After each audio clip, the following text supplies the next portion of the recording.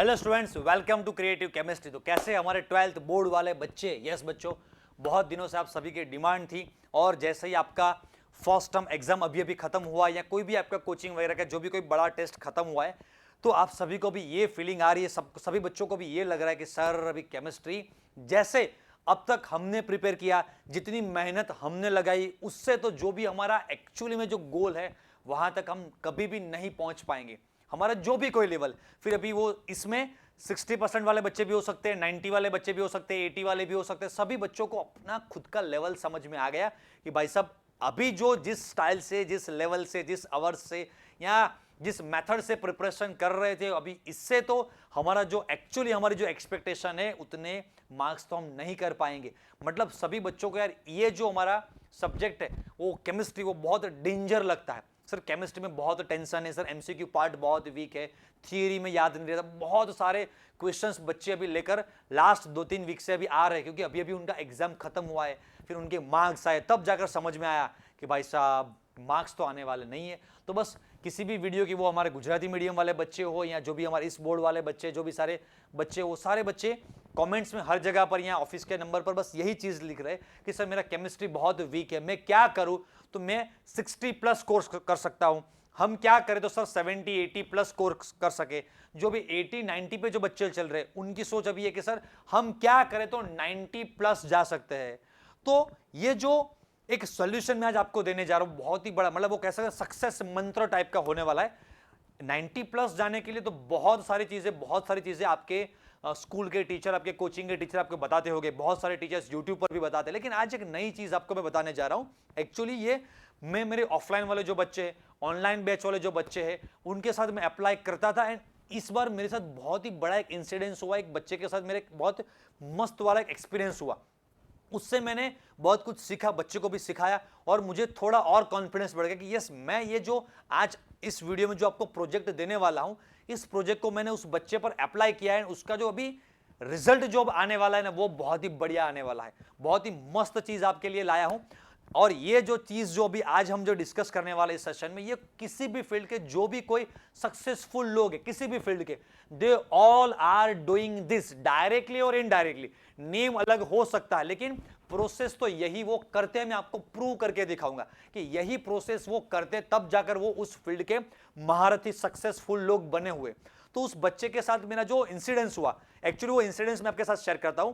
एक हमारे सिटी में मेरे दोस्त कह लो, ऐसे एक टीचर है जो खुद केमिस्ट्री सब्जेक्ट के नहीं हो, अदर सब्जेक्ट के एक टीचर है। तो उन्होंने मेरे से फोन पे बात की, वो अपने बच्चे के साथ, वहां पर उनका खुद का सन है, उसके साथ वो मेरे क्लास पर आए और हमारी एक बातचीत हुई। उन्होंने बताया कि एक्चुअली तू मुझे कुछ हेल्प कर, वो मेरे दोस्त है तो इस तरह से हम बात करते, कुछ मुझे हेल्प कर यार, मुझे समझ में नहीं आता कि एक्चुअली ये तुम्हारा केमिस्ट्री सब्जेक्ट ही बहुत टफ है, या इस बार इसका स्कूल एग्जाम में जो पेपर आया था वो पेपर बहुत टफ था, या तो इसके कोचिंग के सर जो इसे एक्सप्लेन करते ये इसे समझ में नहीं आता, या इसका लेवल बहुत कम है। यार मैं कंफ्यूज हो चुका हूं कि मुझे, क्योंकि वो केमिस्ट्री फील्ड के टीचर नहीं है, तो उनको ऐसे समझ में नहीं आएगा कि एक्चुअली सब्जेक्ट बहुत हार्ड है, या तो फिर ये कहेंगे कि भाई ये पेपर बहुत टफ है, या बच्चे का लेवल काफी वीक है। तो इसके साथ बैठकर मैंने एक एक्सरसाइज की, एक प्रोजेक्ट, उसको उसके ऊपर मैंने एक प्रोजेक्ट अप्लाई किया और उसके बेसिस पे जो रिजल्ट उसको मिला, इतने साल सारे बच्चों को जो रिजल्ट मिलता है, मेरे ऑफलाइन वाले बच्चों के साथ भी मैंने सेम ये प्रैक्टिस, सेम ये एक्सरसाइज उनके साथ भी मैंने करवाई।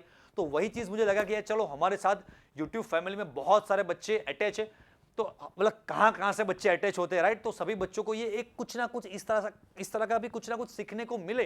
तो वो जो प्रोजेक्ट के बारे में आज मैं बात करने वाला हूं, और उस बच्चे के साथ जो मैंने चीज की है, वो प्रोजेक्ट हमारा है एपी प्रोजेक्ट। बच्चों क्या प्रोजेक्ट है? एपी प्रोजेक्ट, मतलब एनालिसिस, प्लानिंग एंड एग्जीक्यूशन। अब ये एनालिसिस, प्लानिंग, एग्जीक्यूशन है क्या, सक्सेसफुल लोग अपने लाइफ में कैसे अप्लाई करते हैं, और उसे आपको कैसे अप्लाई करना है। तो पहले आप मेथड सीख लो कि भाई एक्चुअली में एनालिसिस होता क्या है और कैसे करना होता है। तो आपका जो भी कोई ना कोई भी एग्जाम हुआ, राइट, तो उस बच्चे के साथ मैंने बैठकर ये प्रैक्टिस उसे करवाई, या एक कहो कि एक एक्सरसाइज मैंने उससे करवाई। मैंने ये कहा कि आपका जो भी स्कूल एग्जाम का पेपर है, वो पेपर आप मेरे साथ लेकर आओ एंड उसका सॉल्यूशन, और आपको ये पता होना चाहिए कि आपने किस क्वेश्चन में करेक्ट और किस क्वेश्चन में इनकरेक्ट, आपने मतलब कौन सा आपका करेक्ट है, कौन सा इनकरेक्ट है। उस बच्चे को चलिए वो पता है। फिर हमने बैठकर ये एनालिसिस किया। मैंने उस बच्चे को बताया कि आपको हर क्वेश्चन के साइड में 3 में से कोई एक चीज लिखनी है। अगर वो क्वेश्चन बहुत ही इजी वाला, text book based purely simple question है, सिर्फ रट्टा मार के आप याद कर लो तो वो क्वेश्चन करेक्ट हो जाएगा। तो उस टाइप के थियोरेटिकल क्वेश्चन है, तो वहां पर आप टी लिखिए क्वेश्चन के आगे। अगर वो मीडियम लेवल का क्वेश्चन है कि भाई साहब हर कोई सॉल्व कर सकता है, थोड़ा बहुत भी जिसने पढ़ा है, राइट, थोड़ा बहुत लॉजिक आता है, तो वो क्वेश्चन वो सॉल्व कर पाएगा। या तो आपने बहुत टाइप के आपके स्कूल कोचिंग के टेस्ट में, प्रैक्टिस में, एमसीक्यू सॉल्विंग वाले पार्ट में हमने डिस्कस किया हुआ है, प्रैक्टिस की हुई है, इस टाइप के क्वेश्चन है, तो वहां पर आप एम लिखिए। एंड दिस क्वेश्चन में आपको लगता है कि यार एक्चुअली में बहुत ही डिफिकल्ट क्वेश्चन है, बहुत ही हार्ड क्वेश्चन है, तो वहां पर आप एच लिखिए। तो हम दोनों वो साथ में करते गए, क्योंकि मैं केमिस्ट्री फील्ड का हूं, तो मैंने वहां पर टी लिखा, फिर कुछ क्वेश्चन के साइड में एम लिखा, फिर एच टी एम, तो शॉकिंग रिजल्ट वहां पर निकल के आया। वो बच्चा क्या करता था कि यार सर मुझे बस सर मुझे एमसीक्यू में बहुत प्रॉब्लम है, मुझे एमसीक्यू में बहुत प्रॉब्लम है, वो रोता ही रहता था। मतलब कि बस ऐसे जनरल प्रॉब्लम बता रहा है कि सर मुझे एमसीक्यू में बहुत प्रॉब्लम है, और मैं अभी मैंने सोचा कि मैं 2 बुक और मार्केट से परचेस करूंगा, एमसीक्यू में बहुत मेहनत करूंगा। नहीं, क्या करना है पहले वो तो देखो। शॉकिंग रिजल्ट ये निकल के आया कि जितने भी क्वेश्चन के साइड में मैंने एच लिखा था, higher order thinking, hard question, वो सारे क्वेश्चन उस बच्चे के करेक्ट थे। मीडियम लेवल के ऑब्वियसली बहुत सारे क्वेश्चन करेक्ट थे, कुछ कुछ जगह पर सिली मिस्टेक हुई, वो मैंने उसके साथ डिस्कस किया मैंने। एंड मेजॉरिटी उसके जो मार्क्स गए, वो मार्क्स गए उसके थियोरेटिकल क्वेश्चन में, जो line to line text book के कॉर्नर क्वेश्चन है, जो रट्टा मारने वाले जो सारे क्वेश्चन थे।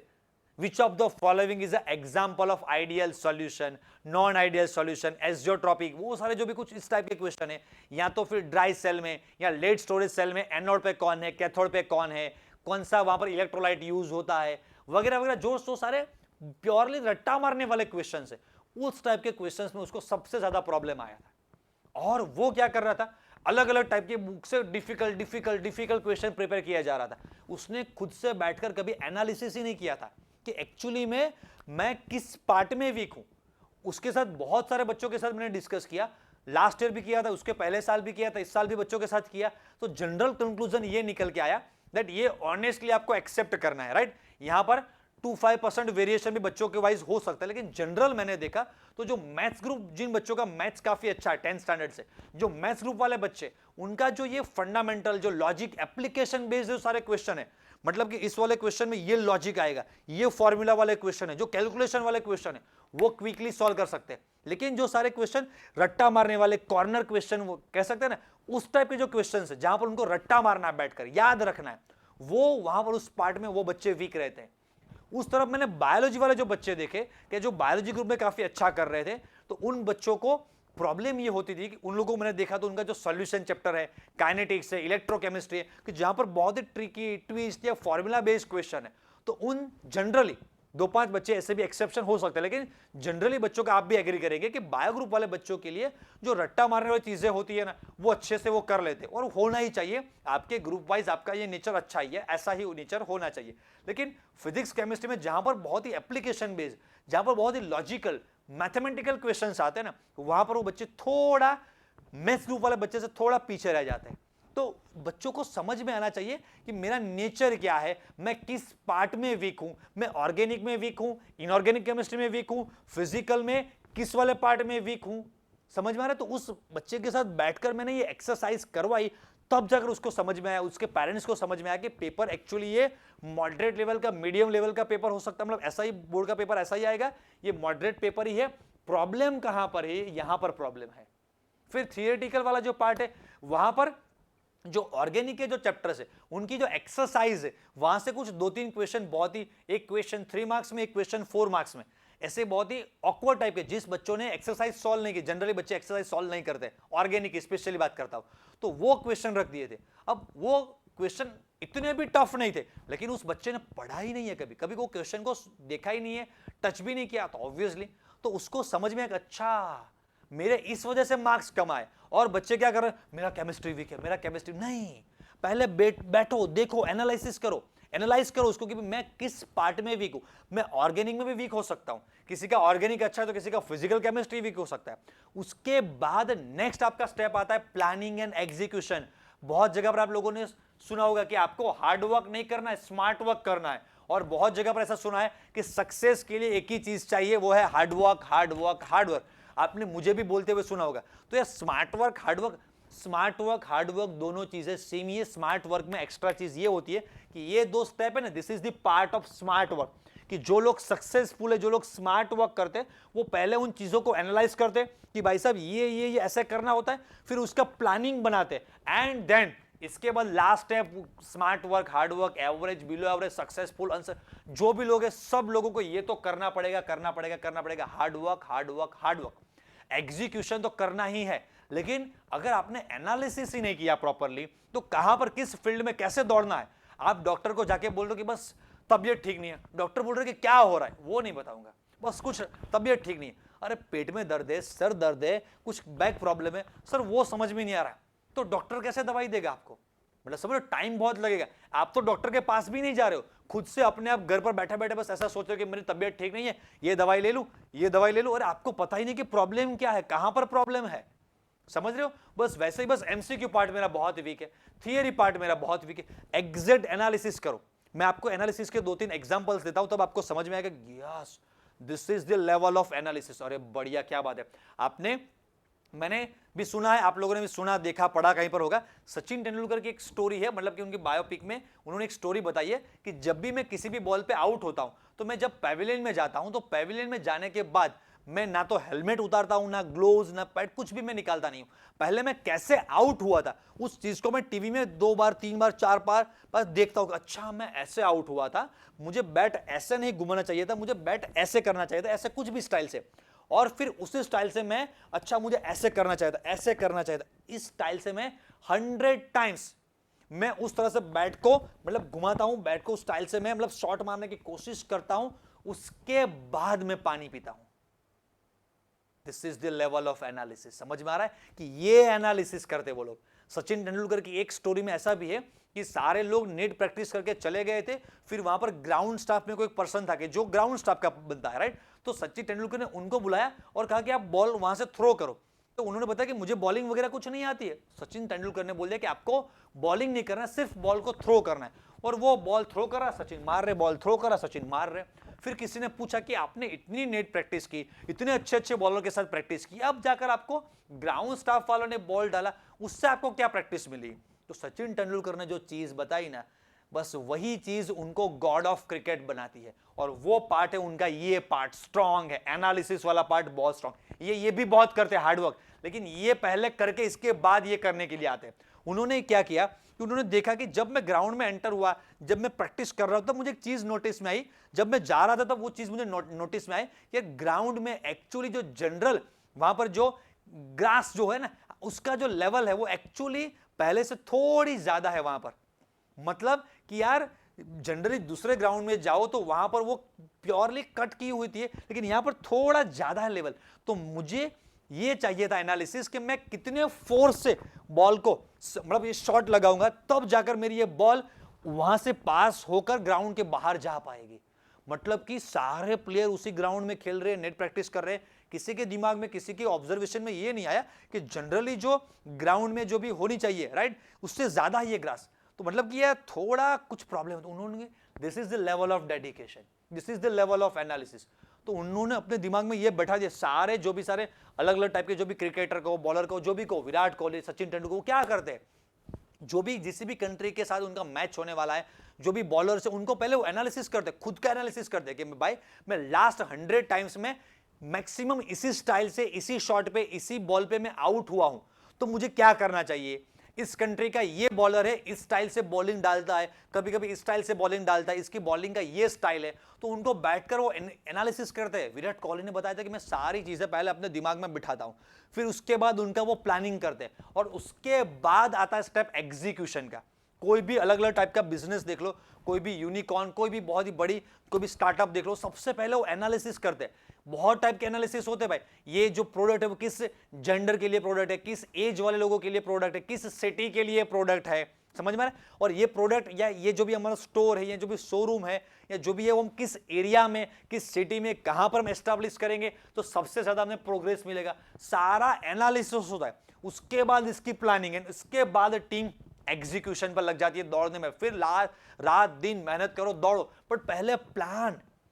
वो कहता है ना कि you are like a horse, मतलब कि आपके अंदर हॉर्स इतना पावर है, लेकिन आपके पास डायरेक्शन नहीं होती है कि किस डायरेक्शन में, किस दिशा में आपको दौड़ना है। तो सबसे पहला मेन जो चीज है, आपको 60 प्लस जाना है, 70 प्लस जाना है, 80 प्लस मार्क्स में जाना है, तो पहले ये सोचो कि मेरे 60 क्यों आए, 40 मार्क्स मेरे कहां पर कट हुए, वो पहले पता होना चाहिए। तब जाकर समझ में आएगा अच्छा मुझे किस वाले मेरे पार्ट को शार्प करना है।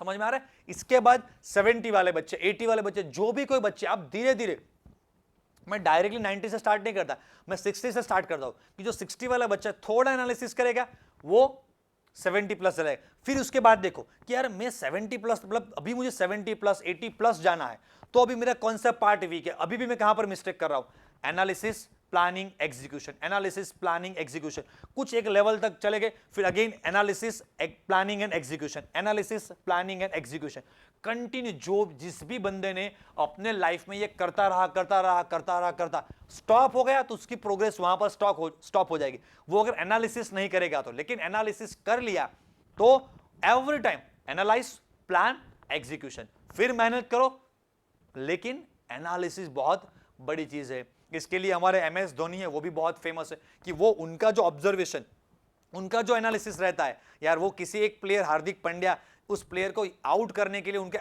एनालिसिस इतना खतरनाक था कि भाई साहब वो एक साइड में एक साथ 6-7 प्लेयर को खड़े रखते हैं। उस वक्त हार्दिक पांड्या को भी पता है कि मुझे स्पेशली आउट करने के लिए ऐसा फील्डिंग वहां पर अरेंज किया गया है, बॉलर को भी पता है, धोनी को तो पता ही रहता है। तो यार हार्दिक पांड्या को पता है कि मुझे आउट करने के लिए ही ऐसा फील्डिंग अरेंजमेंट किया गया है, तो मुझे इस साइड अभी बॉल नहीं खेलना है, इस तरफ शॉट नहीं मारना है, ऐसा शॉट नहीं मारना है, फिर भी वो मार देता है और आउट हो जाता है। तो ये this is the level of analysis. उन्होंने डायरेक्टली वहां पर सपना नहीं आता है उनको कि हार्दिक पांड्या को ऐसा, बस continuously his mind is doing analysis analysis analysis analysis analysis analysis.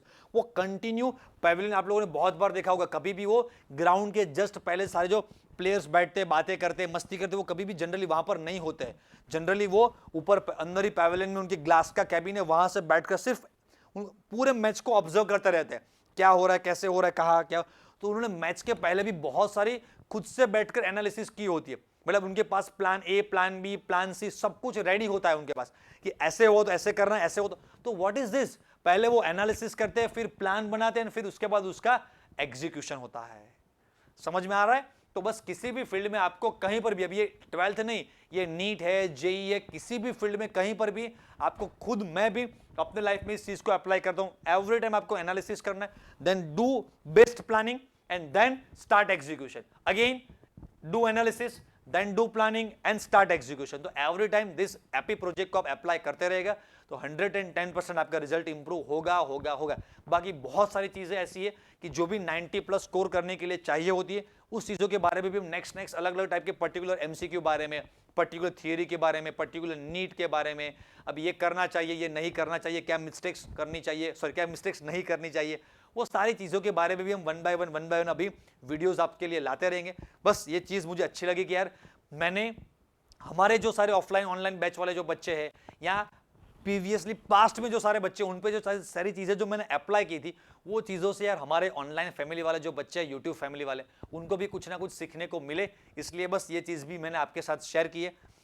शायद आपको चीज़ें अच्छी भी लग सकती है, नहीं भी अच्छी लग सकती है, लेकिन अच्छी लगी है तो आप बस लाइक, शेयर और सब्सक्राइब जरूर करना। भाई साहब जितने आप सब्सक्राइब करेंगे ना, वो हमारा मोटिवेशन है कि चलो बच्चे वीडियो देख रहे हैं, शेयर कर रहे हैं, सब्सक्राइब कर रहे हैं, नीचे कमेंट लिख रहे हैं, थैंक यू लिख रहे हैं। आपका छोटा सा थैंक यू भी हमें बहुत फीलिंग देता है कि चलो हमने जो मेहनत की है, हमारे टीम ने जो सारा खर्चा, जो भी सब कुछ हम करते हैं इसके लिए, तो यार बस बच्चे के तक ये चीज़ें पहुंच रही है, उसको अच्छा लग रहा है, वो थैंक यू लिख रहा है, उसकी जो भी फीलिंग्स है वो कमेंट्स में लिख रहा है, उनके जो प्रॉब्लम्स है वो प्रॉब्लम भी चाहो तो आप कमेंट्स में लिख सकते हो, तो उनके बारे में भी हमको समझ में आएगा कि बच्चे भी इस फेज से पास हो रहे हैं। हमको लगा कि बच्चे भी इस फेज से पास हो रहे हैं, सभी बच्चों का केमिस्ट्री बहुत वीक है, तो बस इसलिए किस तरह से आपको सब्जेक्ट प्रिपेयर करना चाहिए वो सारी चीज़ें मैंने बताई, पर्टिकुलर डिटेल में और सारी बातें चैप्टर वाइज वगैरह हम फ्यूचर में करते रहेंगे। तो बस फिर मिलेंगे नए किसी और वीडियो के साथ, तब तक के लिए सभी बच्चों को टाटा बाय बाय, आवजो, जय स्वामीनारायण।